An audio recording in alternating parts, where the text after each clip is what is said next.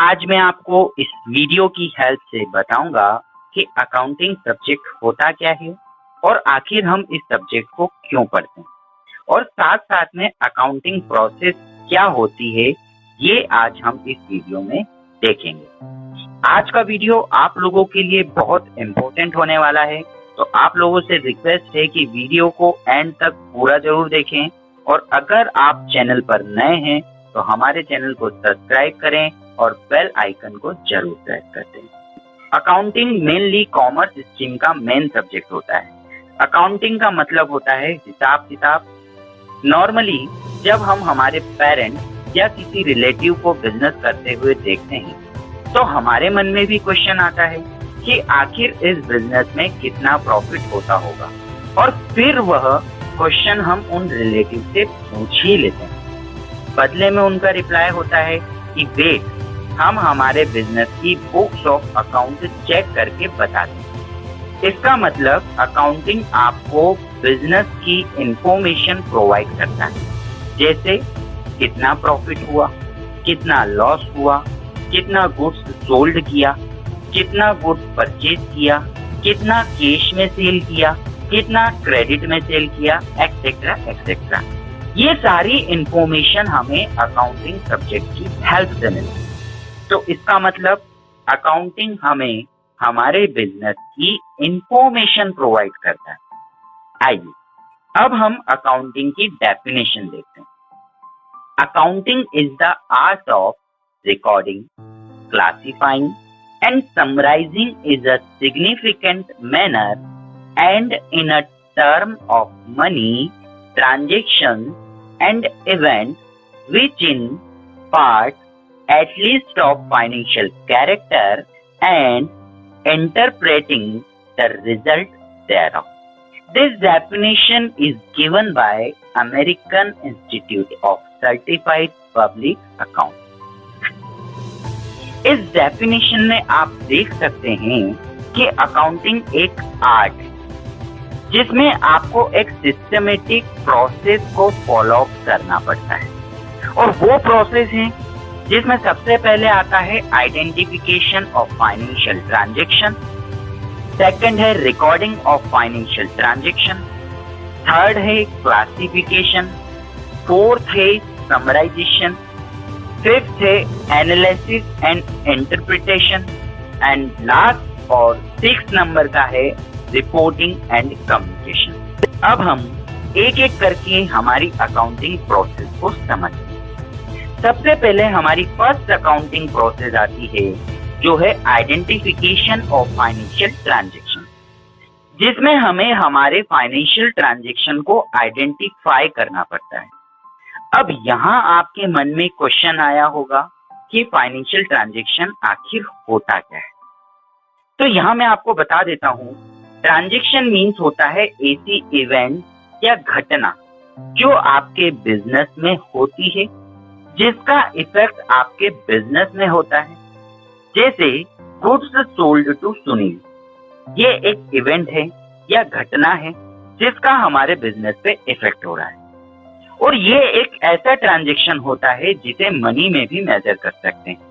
इसलिए इस इवेंट को हम फाइनेंशियल ट्रांजैक्शन कहते हैं। यहाँ ध्यान रखने वाली बात ये है कि फाइनेंशियल ट्रांजैक्शन उस इवेंट को कहते हैं जिसका बिजनेस पे इफेक्ट भी हो और उसे मनी में भी मेजर कर सकते हैं। यहाँ दोनों कंडीशन साथ साथ में फुलफिल होनी चाहिए। अगर इवेंट का बिजनेस पर इफेक्ट तो होता है लेकिन उसको मनी में मेजर नहीं कर सकते, तो उसे हम फाइनेंशियल ट्रांजैक्शन नहीं कहेंगे। इसे हम एक एग्जांपल की हेल्प से समझते हैं। मान लीजिए हमारे बिजनेस में एक भिखारी भीख मांगने आया और फिर हमने उसे 100 रुपी एज ए डोनेशन दे दिया। इस इवेंट या घटना का हमारे बिजनेस पे इफेक्ट भी हुआ और उस इवेंट को हम मनी में भी मेजर कर सकते हैं। यहाँ हमारी दोनों कंडीशन सेटिस्फाई हुई है, इसलिए इस इवेंट को हम फाइनेंशियल ट्रांजैक्शन कहेंगे। अब इसके आगे उस भिखारी ने भीख लेने के बाद बदले में हमको आशीर्वाद दिया। इस ट्रांजैक्शन का हमारे बिजनेस पे इफेक्ट तो हुआ, लेकिन इस इवेंट को हम मनी में मेजर नहीं कर सकते, इसलिए इसे हम फाइनेंशियल ट्रांजैक्शन नहीं कहेंगे। तो फाइनेंशियल ट्रांजैक्शन एक ऐसी इवेंट होती है, एक ऐसी घटना होती है जिसका बिजनेस पे इफेक्ट भी पड़ता है और उसे हम मनी में भी मेजर कर सकते हैं। इसके बाद हम हमारी सेकंड अकाउंटिंग प्रोसेस देखते हैं, जो है रिकॉर्डिंग ऑफ फाइनेंशियल ट्रांजैक्शन। इस प्रोसेस में हम जिस फाइनेंशियल ट्रांजैक्शन को आइडेंटिफाई करते हैं, फिर आइडेंटिफिकेशन के बाद हम उस ट्रांजैक्शन को एक रजिस्टर में रिकॉर्ड करते हैं। ये सिंपल लैंग्वेज में कहें तो एक रजिस्टर में लिख लेते हैं।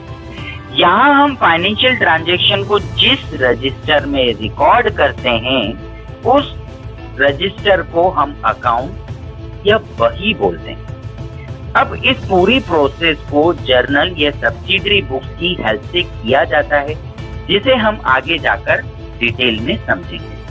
अब थर्ड नंबर पर जो हमारी अकाउंटिंग प्रोसेस आती है वो है क्लासिफिकेशन। क्लासिफिकेशन में हम मेनली लेजर प्रिपेयर करते हैं। इस प्रोसेस में हम रिकॉर्डेड ट्रांजैक्शन को उनकी नेचर के अकॉर्डिंग क्लासिफाइड करते हैं।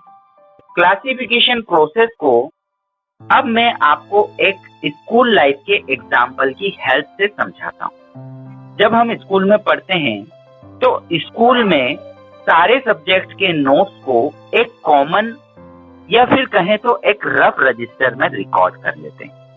फिर घर जाकर हम उस कॉमन या रफ रजिस्टर में से अलग अलग सब्जेक्ट के नोट्स को अलग अलग रजिस्टर में क्लासिफाइड कर लेते हैं, जिससे हमारे पास अलग अलग सब्जेक्ट वाइज अलग अलग नोट्स तैयार हो जाते हैं। अब हम कोई एक पर्टिकुलर सब्जेक्ट या टॉपिक को आसानी से पढ़ सकते हैं जिसकी हमको जरूरत है। इस क्लासिफिकेशन या नोट मेकिंग से हमें पर्टिकुलर टॉपिक को ढूंढना नहीं पड़ेगा, पढ़ने वाला टॉपिक आसानी से मिल जाएगा।